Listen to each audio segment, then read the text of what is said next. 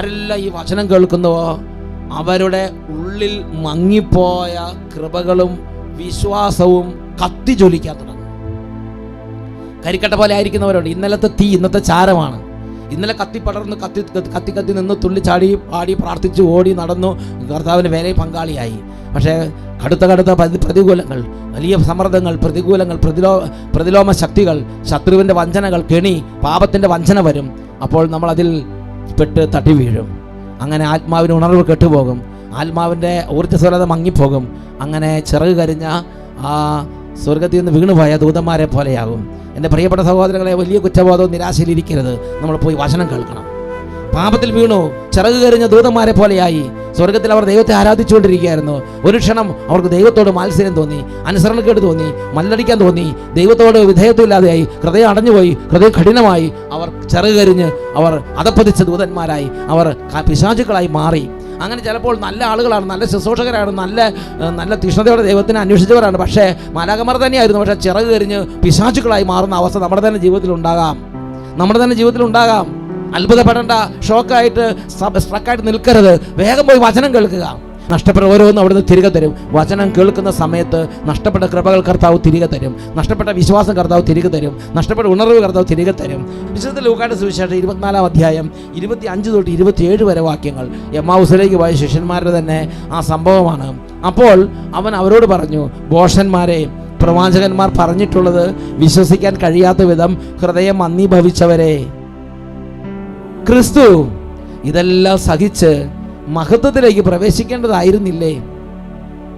മോശ തുടങ്ങി എല്ലാ പ്രവാചകന്മാരും വിശുദ്ധ ലിഖിതങ്ങളിൽ അവനെ പറ്റി എഴുതിയിരുന്നതെല്ലാം അവൻ അവർക്ക് വ്യാഖ്യാനിച്ചു കൊടുത്തു. ഈ രണ്ടുപേര് വഴി കൂടെ നടന്നു പോവുകയാണ്. ഒരിക്കലും ഒരു സ്ഥലത്ത് യാതൊരു പരിചയമില്ലാത്ത മൂന്നാമൻ വന്നു. വഴിയിൽ 3 പേരായി. 3 പേര് പറഞ്ഞപ്പോൾ ഈ മൂന്നാമൻ വചനം വ്യാഖ്യാനിക്കുകയാണ്. ഈ മൂന്നാമൻ വചനം വ്യാഖ്യാനിക്കുന്ന സമയത്ത് എന്ത് സംഭവിച്ചു? അവരുടെ മേൽ ദൈവത്തിൻ്റെ കൃപ ഇറങ്ങി വന്നു. അവരുടെ മേൽ ദൈവത്തിൻ്റെ ആത്മാവിൻ്റെ പ്രവർത്തനം ഉണ്ടായി. അവർ പറഞ്ഞാൽ അവർ മ്ലാനമുഖരായിരുന്നു, അവർ ജീവനില്ലാത്തവരായിരുന്നു. അവരുടെ വിശ്വാസവും പോയി, അവരുടെ ഉണർവും പോയി, ഈശോയുടെ സ്നേഹവും പോയി, ഈ ജീവിതത്തിൻ്റെ പ്രത്യാശയും നഷ്ടപ്പെട്ടു. എല്ലാം നഷ്ടപ്പെട്ട് അവരങ്ങനെ ഒരു കരിക്കട്ട പോലെ പോവുകയാണ്. അങ്ങനെ തീയായിരുന്നവർ കരിക്കട്ടയായി ജീവിതത്തിൽ പലപ്പോഴും മാറാം. അങ്ങനെ കരിക്കട്ട പോലെ ഇരിക്കുമ്പോഴാണ് ഈ മൂന്നാമൻ കൂടെ നടന്നവൻ എന്ത് ചെയ്തു? വചനം പറയാൻ തുടങ്ങി, വചനം വ്യാഖ്യാനിക്കാൻ തുടങ്ങി. ഈ വചനം വ്യാഖ്യാനിച്ചപ്പോൾ അവർക്കുള്ള അനുഭവം എന്താ? അതാണ് വിശുദ്ധ ലൂക്കായുടെ സുവിശേഷം 24-ാം അധ്യായം 32-33 വാക്യങ്ങൾ. 24-ാം അധ്യായം ലൂക്ക് 24:32 and 33. അവർ പരസ്പരം പറഞ്ഞു. വചനം കേട്ടപ്പോൾ അവർക്കുണ്ടായ അനുഭവം എന്താ? വഴിയിൽ വെച്ച് അവൻ വിശുദ്ധ ലിഖിതങ്ങൾ വിശദീകരിച്ചുകൊണ്ട് നമ്മോട് സംസാരിച്ചപ്പോൾ നമ്മുടെ ഹൃദയം ജ്വലിക്കുകയായിരുന്നില്ലേ? അപ്പോൾ തന്നെ എഴുന്നേറ്റ് ജെറൂസലേമിലേക്ക് തിരിച്ചുപോയി. ഈ വചനം കേട്ടപ്പോൾ അവരുടെ ഹൃദയം കത്തി ജ്വലിച്ചു. അവർ ആദ്യത്തേക്കാൾ തീഷ്ണതയുള്ളവരായി, അവർ ആദ്യത്തേക്കാൾ ജ്വലിക്കുന്നവരായി മാറി. ആ രാത്രിക്ക് രാത്രി ഇത്രയും കൊണ്ട് നടന്ന് 11 സ്ഥാതി ഒരുപാട് നടന്ന് ജെറൂസലേമിൽ നിന്ന് എമ്മാവൂസിലെത്തിയതാണ്. അല്ലെങ്കിൽ കൊണ്ടത് വേലാണ്. ഒരു ദിവസം മുഴുവനും നടന്ന് രാത്രിയായി, ഇനി നടക്കാൻ പറ്റാതെ ഇരുട്ടതായി അവർ വഴിയിൽ കയറി സത്രത്തിൽ. ഒരു ദിവസം മുഴുവൻ നടന്നതിൻ്റെ വേദന നടന്നവർക്ക് അറിയുള്ളൂ. ആ മലയാറ്റൂരൊക്കെ നടന്നവരോട് ചോദിച്ചു നോക്ക്. കാലും കൈയുടെ വിഷമവും വേദനയൊക്കെ എങ്ങനെയെങ്കിലും ഒന്ന് ഇരുന്നാൽ മതി എന്ന് അവർക്ക് തോന്നുള്ളൂ. അങ്ങനെ ഇരിക്കുമ്പോഴാണ് ഈ കൈ ഇങ്ങനെ ജ്വലിച്ച അപ്പോഴേക്കപ്പോഴേ അവർ എഴുന്നേറ്റു. അവർ തിരിച്ച് അത്രയും ദൂരം വീണ്ടും നടന്നു. തിരിച്ചുള്ള നടപ്പായിരുന്നില്ല. അവർ കാലിൽ ചക്രം വെച്ച പോലെ പെട്ടെന്ന് പോകുന്നു. എൻ്റെ പ്രിയപ്പെട്ട സഹോദരങ്ങളെ, എന്ന് പറഞ്ഞ് വെളുപ്പാങ്കാലം ആയിരിക്കണമെന്നില്ല. അവർ വന്നപ്പോൾ ഇവർ സംസാരിച്ചു എന്ന് പറഞ്ഞാൽ രാത്രി 10 മണി 11 മണിയൊക്കെ ആയിട്ടുണ്ടാവുള്ളൂ. 3-4 ഒരു ദിവസം മുഴുവൻ അങ്ങോട്ട് നടന്നത് 2-3 മണിക്കൂർ കൊണ്ട് പാഞ്ഞ് പറന്നവർ ഇവിടെ എത്തി, തിരിച്ച് ജെറൂസലേമിലെത്തി.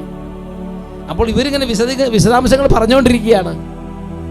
അപ്പോൾ അപ്പോൾ അതാണ് വിശ്വാസം കത്തിജ്വലിച്ചു. കെട്ടുപോയ വിശ്വാസം ഉണർന്നു. കെട്ടുപോയ ഹൃദയം മന്ദീഭവിച്ച ഹൃദയം വീണ്ടും കത്തിജ്വലിക്കാൻ തുടങ്ങി. അതാണ് പറയണത്, വചനം പ്രസംഗിച്ചാൽ, വചനം വ്യാഖ്യാനിച്ചാൽ, വചനം ശുശ്രൂഷ ചെയ്താൽ, വചനത്തെ ശുശ്രൂഷ ചെയ്താൽ നഷ്ടപ്പെട്ട വിശ്വാസം വീണ്ടും നിറയും. അതുകൊണ്ട് എന്നും സംസാരിച്ചുകൊണ്ടിരിക്കണം. കുടുംബത്തിൽ എന്നും വചനം സംസാരിക്കണം. തമ്മിൽ വചനം പറയണം. അത്ഭുതങ്ങളെക്കുറിച്ച് പറയണം. യേശുവിനെ കുറിച്ച് പറയണം. അവിടെ യേശു പരിശുദ്ധാത്മാവ് വന്ന് പ്രവർത്തിക്കും. എബ്രായ ലേഖനത്തിൽ 3-ാം അധ്യായത്തിൽ 12 തൊട്ട് 14 വരെ വാക്യങ്ങൾ. Hebrew chapter 3 versus 12 to 14. ഇവിടെ എന്താ പറയണത്? എൻ്റെ സഹോദരരെ, ഒരു വലിയ വാത്സല്യത്തോടെ, ഒരു വലിയ ഹൃദയം എന്ന് പറഞ്ഞാൽ ശ്ലീഹ വിളിക്കുകയാണ്. എൻ്റെ സഹോദരരെ, ജീവിക്കുന്ന ദൈവത്തിൽ നിന്ന് നിങ്ങളിൽ ആരും വിശ്വാസരഹിതമായ ദുഷ്ടഹൃദയം മൂലം അകന്നു പോകാതിരിക്കാൻ ശ്രദ്ധിക്കുവിൻ. ഇന്ന് എന്ന് വിളിക്കപ്പെടുന്ന ദിവസങ്ങളുള്ള കാലത്തോളം എല്ലാ ദിവസവും നിങ്ങൾ പരസ്പരം വചനം പറയണം, ഉപദേശിക്കണം. നിങ്ങൾ വചനം പറയണം, വ്യാഖ്യാനിക്കണം, വചനം ബ്രേക്ക് ചെയ്യണം. നിങ്ങൾ എല്ലാ ദിവസവും ഇന്ന് എന്ന് വിളിക്കപ്പെടുന്ന ദിവസമുള്ള കാലത്തോളം നിങ്ങൾ എല്ലാ ദിവസവും പരസ്പരം വചനം പറയണം. ഇത് നിങ്ങൾ പാപത്തിൻ്റെ വഞ്ചനയാൽ കഠിന ഹൃദയരാകാതിരിക്കുവാനാണ്. എന്തെന്നാൽ നമ്മുടെ ആദ്യ വിശ്വാസത്തെ അവസാനം വരെ മുറുകെ പിടിക്കുമെങ്കിൽ മാത്രമേ നാം ക്രിസ്തുവിൽ പങ്കുകാരാവുകയുള്ളൂ. ഇതിൻ്റെ അർജൻസി മനസ്സിലാക്കിയത്, ഇതിൻ്റെ ഇമ്പോർട്ടൻസ് മനസ്സിലാക്കിക്കൊണ്ടാണ് ആ 2 ശിഷ്യന്മാർ നടന്നപ്പോൾ ഈശോ അവരുടെ കൂടെ നടന്ന് വചനം വ്യാഖ്യാനിച്ചു കൊടുത്തത്. അങ്ങ് ഇതിൻ്റെ ഇമ്പോർട്ടൻസ് മനസ്സിലാക്കിയപ്പോഴാണ് സ്ലീഹന്മാർ പറഞ്ഞത്, ഞങ്ങളുടെ ജീവിതത്തിൽ ഒരു മിനിറ്റ് വേറെ കാര്യത്തിന് ഞങ്ങൾ പോവുകയല്ല, ഞങ്ങളുടെ ജീവിതത്തിൽ മുഴുവൻ സമയം ഞങ്ങൾ വചനം വ്യാഖ്യാനിക്കാനും വചനം പ്രസംഗിക്കാനും പോകും, വചനം പറയാൻ വേണ്ടി പോകും. വീടുകൾ തോറും നടന്നും പൊതുസ്ഥലങ്ങളിലും എല്ലാ സമ്മേളനങ്ങളിലും പോയി അവർ വചനം പറയും. ലീഡേഴ്സിനോട് വചനം പറയണം, വൈദികരോട് വചനം പറയണം, സിസ്റ്റേഴ്സിനോട് വചനം പറയണം, വൈദിക വിദ്യാർത്ഥികളോട് പറയണം, സ്കൂളുകളിൽ പറയണം, യുവജനങ്ങളോട് പറയണം, ക്യാമ്പസിൽ പറയണം, റോട്ടിൽ പറയണം, വീട്ടിൽ എല്ലാ സ്ഥലത്തും വചനം പറയാൻ നമ്മൾ വചനം കൊണ്ട് ആ ഒരു ജ്വലനം കൊണ്ട് നിറഞ്ഞവരായിരിക്കണം. തീഷ്ണതയുള്ളവൻ വചനം പ്രസംഗിക്കണം. തീഷ്ണതയുള്ളവൻ വചനം, ദൈവം തന്ന വചനങ്ങളെല്ലാം നിങ്ങൾ പറയണം. ദൈവം തന്ന വചനങ്ങളെല്ലാം നിങ്ങൾ എടുത്ത് പോക്കറ്റിലിട്ട് മൂടി വെക്കരുത്. നിങ്ങൾ ദൈവം തന്ന വചനങ്ങളെല്ലാം എടുത്തിട്ട് ശീലയിട്ട് മൂടി വെക്കരുത്. തന്ന വചനങ്ങളെല്ലാം പറയണം. അവസരം കിട്ടുമ്പോൾ പറയണം. അവസരം ഇല്ലാത്തൊരു അവസരം ഉണ്ടാക്കി പറയണം.